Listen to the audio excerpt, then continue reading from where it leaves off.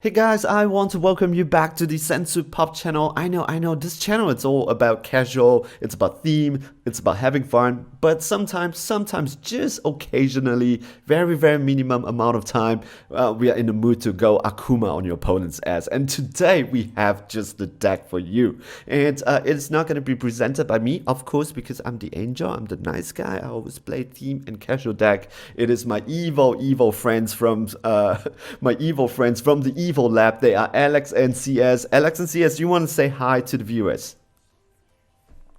Hi guys. Hello guys, been a long time.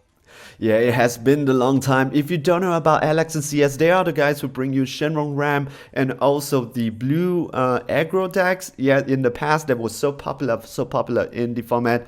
I mean popular in the sense that the people who are playing it, not the people who are on the receiving end of it. And today we have the same deck, kind of like the same idea here, and it is gonna be King Vegeta, head of the Saiyan Rebellion. What I'm seeing here, it's maybe the viewers, you will also be identifying with me here. There is something very different with this deck. It is not mono red. It has a lot of green added into it. So Alex and CS, do you want to maybe take us through this deck? Give us an explanation how this deck, what is this deck about? Alright guys, so I'm pretty sure all of you out there has already seen quite a few variations of the King Vegeta red green deck. This is also a red green base, but as you can see, we are using some cards rarely seen or rarely used by other red green players. In particular, you see like Great Saiyaman 2, Trunks, and Goten. So, what makes this deck tick? Let CS explain. So this deck kinda take advantage of all these cards to play a lot of cards and deal upwards of more than 8 attacks in one turn, and you try to win the game on turn 2, which is really degenerate. All right. So what I've understand so far is you want to go like aggro, you want to go for multiple swing, you want to finish the game as soon as possible. And see, as you mentioned in turn two, recently, do you want to tell them what you did with this deck? You brought it to recent regionals, right?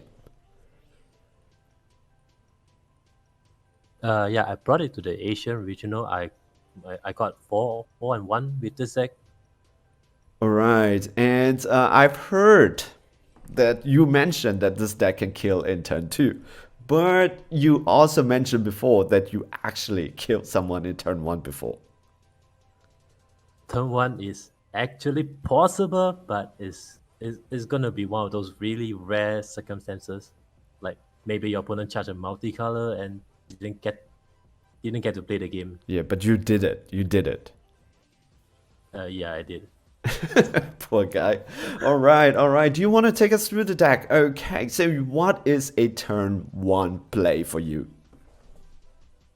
Right, turn 1 play is usually the common setup for other King Vegeta, which is probably gonna be activating your Young Invader field card to get one of the small Young Invader out. So usually your choice of target is gonna be Vegeta, assuming you have at least one of the Vegeta in hand, one of the 3-drop Vegeta. Okay, you have 8 of them. Most probably you are gonna have at least one of them on your board. And why do you want to set up this 3-drop Vegeta? Because turn 1, like I said, turn 1 kill is possible, but it's very unlikely. So usually I try to set up for my turn 2 play to make it more consistent. So usually my choice is gonna be the critical Vegeta, assuming I go first. If I go second, I get to play another Young Invader on the side. Then I might be able to play both Vegeta in one turn, which will make the deck even more consistent. All right, because you can actually do this activate main, which is choose one card from your hand life and add it to hand, and you play one red sand. So you could use that one energy to play the critical, and you can use the other one, which is a free play, and you play your SS Vegeta switching gears. Yep, there's also some a point to note. There is because if you're playing red cards on turn 1, your opponent actually doesn't know which build you are going for, because those are staple King Vegeta cards. Because you haven't reviewed any green cards, they actually don't know whether you're going for this build or going for the more mono red build. All right. So you can, so you are not revealing your cards yet. So your opponent still thinks that, okay, you're going for the mono red build. And already in turn 1, where you can swing because you're going second, you have a 15k swing, you have a 10k swing, and then you have a 19k crit swing. That is turn 1. Yep, that you can, but I might, depending on matchup, I might choose to only attack with the 1 critical and maybe the leader to get a 1 card, because I don't want them to awaken too early. Yeah. Okay. And of Because I course, want to not proc my forgetting young there's going to be a burn for Vegeta, the youth, the young invader. Yep. All right. Okay, so this is the turn 1 play, and I can see a lot of aggro coming in, right? Because of the 10k, 19k. Even though if you don't want to choose the swing, you are still setting up. It's there. It's looking at you in the face. It's gonna swing eventually. All right. What's gonna be doing? What are you gonna be doing in turn 2 then? So, like most red green variants, your turn 2, ideally, your play is going to be Piccolo Jr. with its alliance effect. All right. This card, it's so good. And guys, I think if you've been around, you know this card. This card, it's really meta defining. 16k double strike alliance green and red. It burns 1, it draws you 2 card, and yeah, it's just really difficult to take care of. Yeah. If they don't have the answers for it on exactly turn 1 and 2, they are not going to be having a good time. With this card. Yep. All right, so now you have Piccolo, you're going to tap 2 and you're going to play Piccolo Jr. and you're going to swing with Piccolo Jr. Just draw the 2 cards, making sure your hands is good and go for the double strike damage. And you have already set up maybe like this Vegeta on the board so you can get the extra 10k if you want to. Just really just perfect. And what do you do next then? So by this point, your opponent is most likely at least 4 or below life. Okay. So because Bandai printed this leader to be able to awaken when your opponent is at 4 or less life, so you can go ahead and do that. So on awaken, you get to untap 1 and draw 1. Not only that, you get to take your life down to 5. All In right. fact, you must take your life down to 5. So this is an important point, because after you awaken, you get to 5. Usually, you untap your 1 green energy. So Okay, you want why the do I green say- energy to be untapped. Yes, yeah, it's coming. So what do you do next? You activate your Young Invader few card ability. You take your 1 life down to 4 life, and you get any one of the Young Invader left in your deck, which it doesn't really matter, but you get one of the Young Invader out. So what's special about this is because they are played with their skills negated for the game, they are considered a skillless card. All right. So this is going to fit the requirement for our Great Saiyaman 2, the Videl. Oh, okay. So now you use the activate main, put a card that is negated on the board, but you're not going to use it as like the Vegeta stuff or to go to Goku or something else. You're going to use it as a skillless card so they can tap 1 green and play this Great Saiyaman 2 Budding Hero. This card is really good because it returns that card back into hand, which is really good. It's a 0 plus 5k, but this is a 1 plus 5, right? Because it's a... Yeah. Yep. And you play this card from your hand, and you go to your go to your deck, and you find a 2-drop vanilla. That is why this Trunks it's here. So now you have a 15k swing, and again you have a 20k swing. Oh my god, so much aggro in this deck. Aha, but it doesn't stop there. There's a specific reason why I chose this vanilla, and we have to go over to my other super combo of choice, which is Puma. All right. Adventuring. So remember, I emphasized the point that when I awaken, I get to 5 life, and I have to take I have to bring my life down to 4 with the fuel card. So it's actually for this requirement, because you can only get the full effect of this one when both player the total number of life is 8 or less. All right. So by doing the steps earlier, you fulfill this requirement. Okay. And so you might be wondering, what is my target? So my target is actually the Exalted Trio Sangoten. It's a 2-drop, but when you have Videl on the field, it's -1 cost. So now it's a 1 cost Earthling, which you can bring out with Boma. And not only that, you have the auto effect when it attacks. If you have a Trunks Youth, it gets 5k and double strike, which is gonna be your vanilla, that you bring out with Okay. Videl.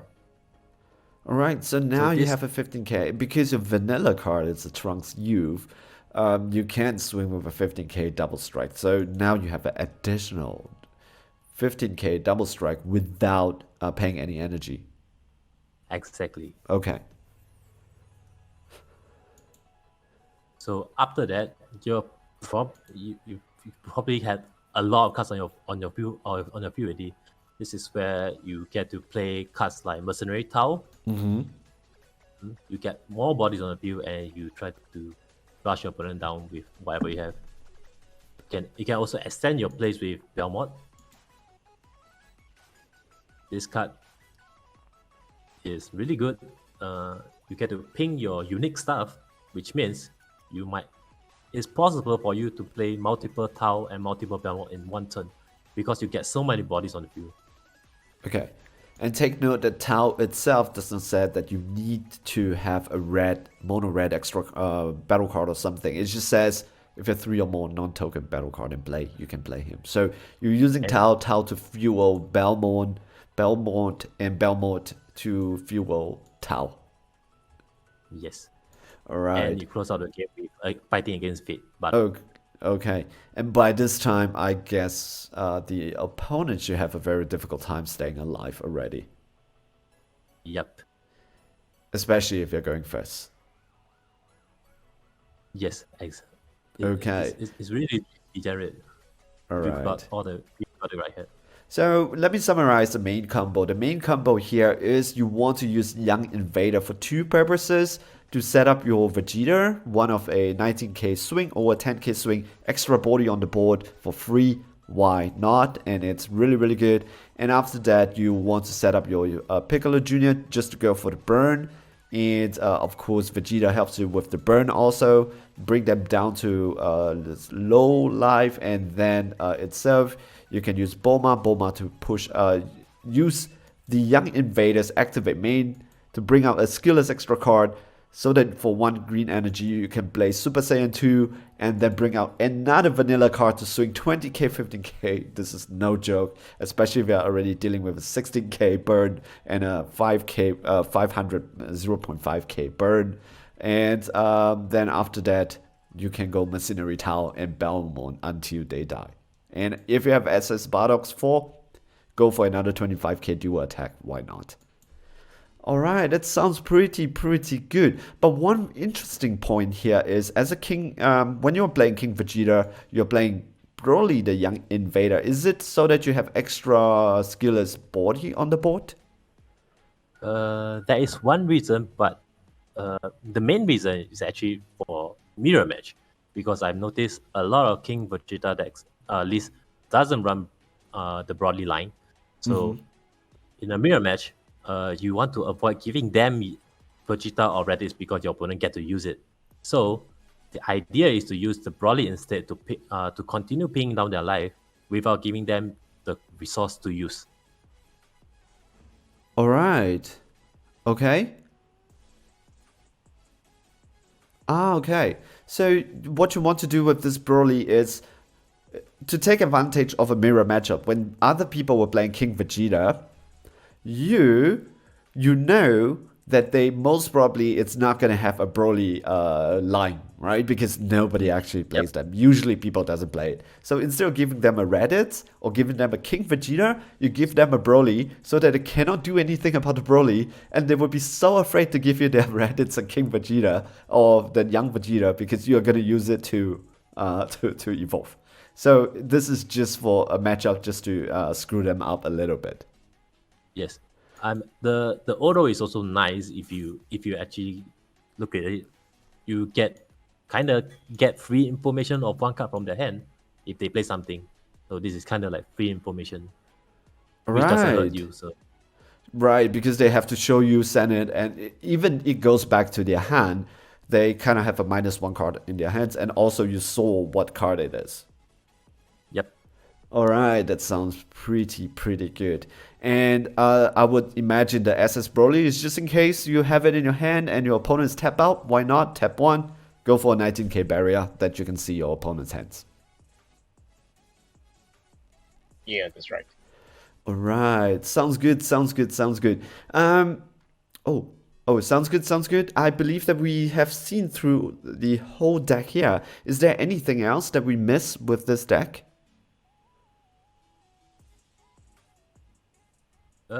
Not really. The rest are kind of like tech cards. You can mess around with the deck based on the meta. Mm-hmm. And you might notice that my super combo line is actually 2-2 split with Nappa. Mm-hmm. I didn't actually test the deck very much. I made the deck a few days before the thing, and I wasn't, to clarify, I wasn't a King Vegeta player before that, so I didn't have time to test. So I just went with the 2-2 line because it helps in some matches because you might need an extra body for your alliance with Piccolo Junior, so it creates another body for Correct. them. And of course you have Trunks, which is very good for the alliance too.